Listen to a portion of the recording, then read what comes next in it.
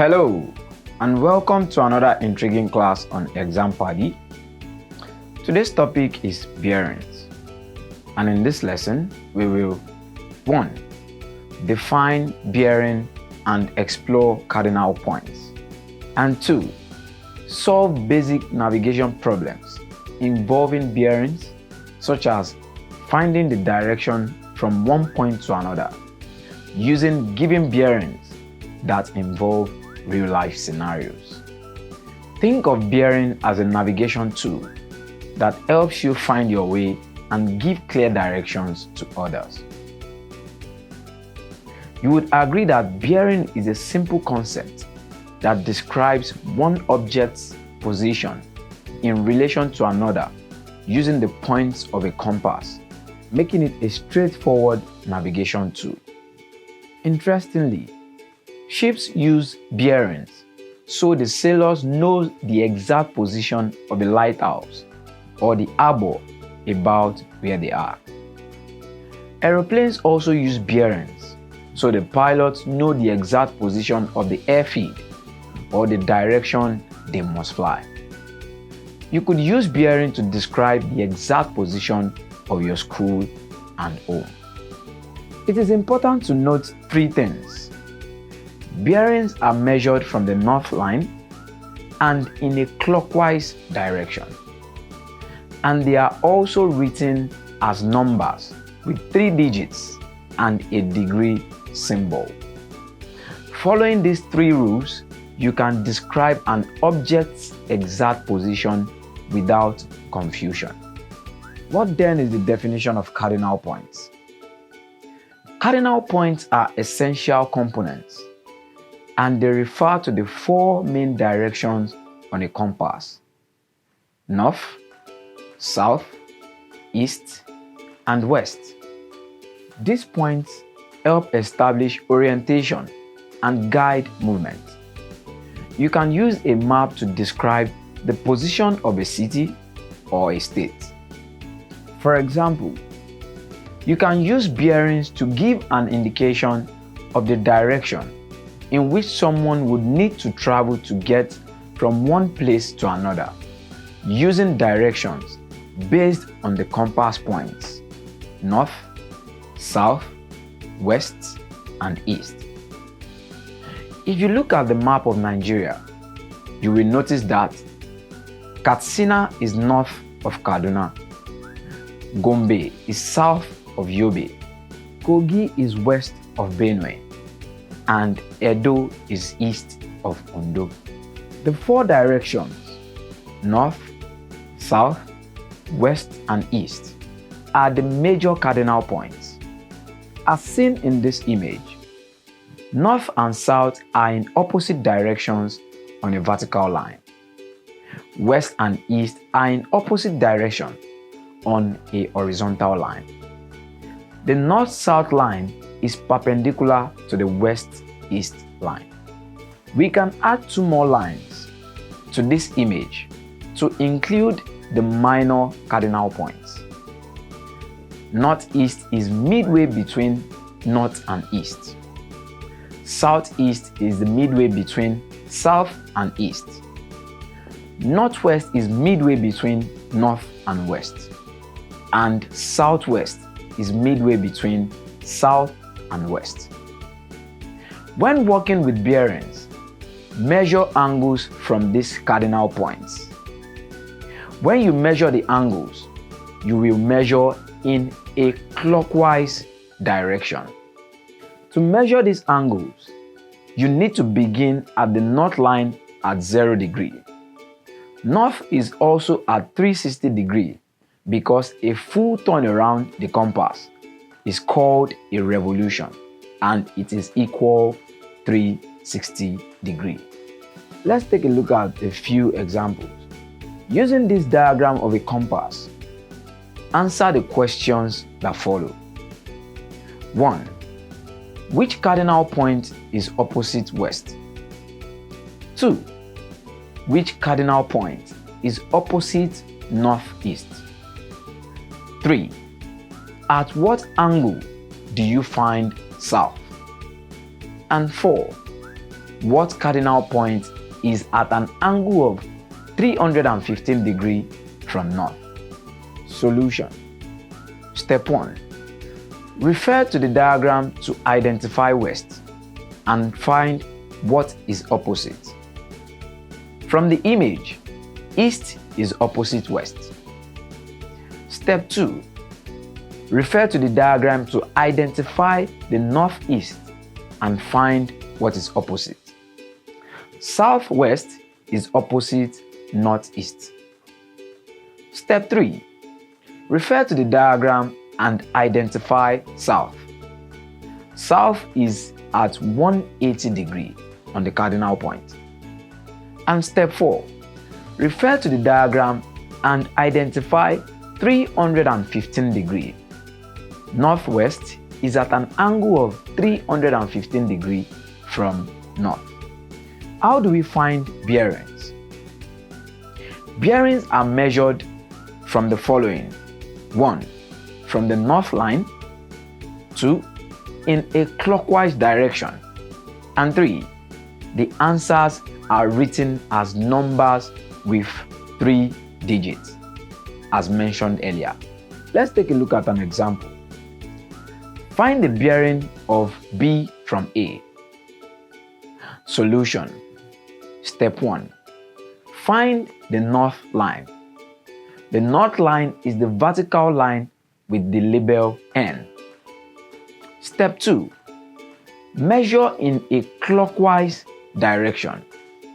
The size of the angle is given as 40 degrees. Step 3. Give the bearing you have been asked for. Use 3 digits in the answer. The bearing of B from A means that you are standing at point A and need to get to B. You want to know what angle should be measured at point A so that you can walk in the right direction from A to B. Because 40 degrees has only 2 digits, you add a 0 in front to show that this is a bearing. You also need to give the degree symbol at the end. The bearing of B from A is 040 degrees. It is important to remember that to give a bearing, you always give the angle clockwise from the north line. Sometimes you'll be given an image showing the angle in an anti-clockwise direction from the north line.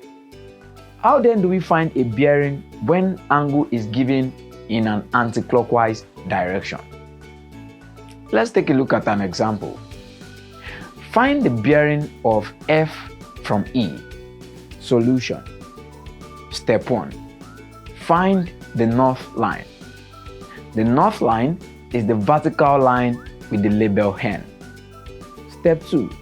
Convert the given angle to an angle measured clockwise. An angle of 72 degrees is given. This angle is measured in an anti-clockwise direction from the north line. To find what that angle would be if it were measured in a clockwise direction, you subtract the given angle from 360 degrees. That is, clockwise angle equals 360 degrees minus 72 degrees. That is an angle in a revolution.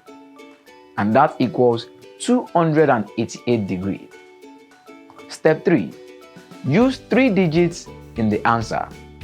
We can then say the bearing of F from E is 288 degrees. Finding a bearing using a straight line. For example, find the bearing of C from D. Solution. Step 1. To start, locate the north line. This is the vertical line labeled with capital N. The north line is a crucial reference point in navigation. The vertical line labeled N helps us determine directions. Step 2. Look carefully at how the given angle is marked.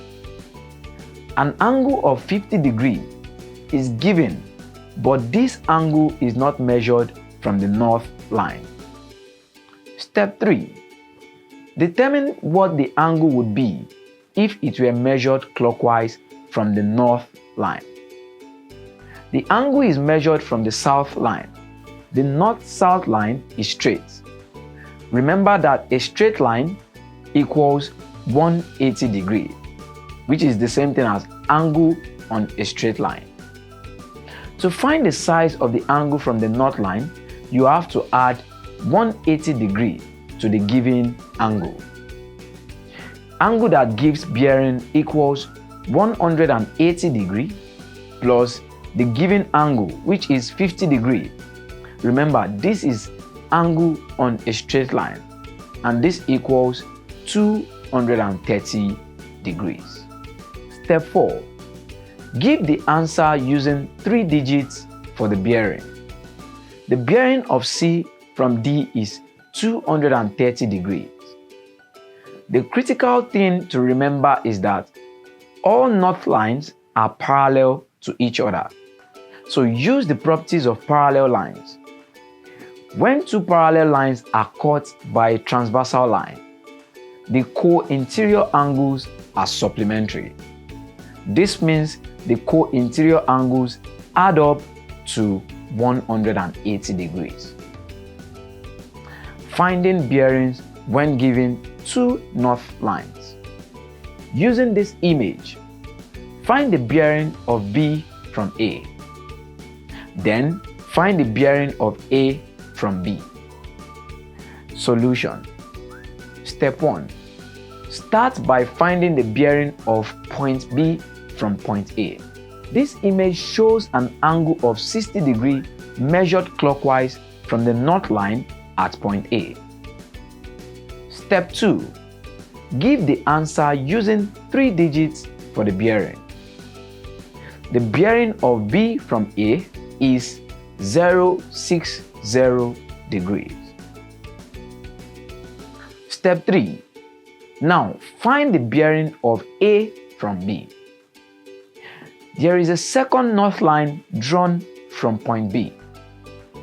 Line AB is now a transversal cutting through two parallel lines, that is the two north lines. A and B are co-interior angles, so they are supplementary. Step 4. Find the size of the co-interior angles. Angle at point B equals 180 degrees minus 60 degrees. Co-interior angles also, which are supplementary angles. North lines are equals to 120 degrees. Step 5. Find the angle measured clockwise from the north line at B.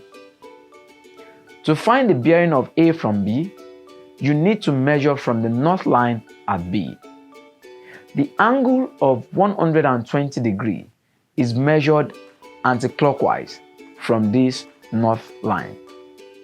To find the angle from the north line, subtract 120 degrees from 360 degrees. Angle that gives bearing equals 360 degrees minus 120 degrees. That is angle in a revolution, and this equals 240 degrees. Step 6. Give the answer using 3 digits for the bearing. The bearing of A from B is 240 degrees. We have come to the end of today's lesson. Here are a few questions to assess yourself. 1. For each diagram, write down the 3-digit bearing. 2. Use the images below to find the bearing of the following. Thank you for learning about bearings with me. I believe I've impacted you in one or two ways. See you in our next video. Keep learning. Bye.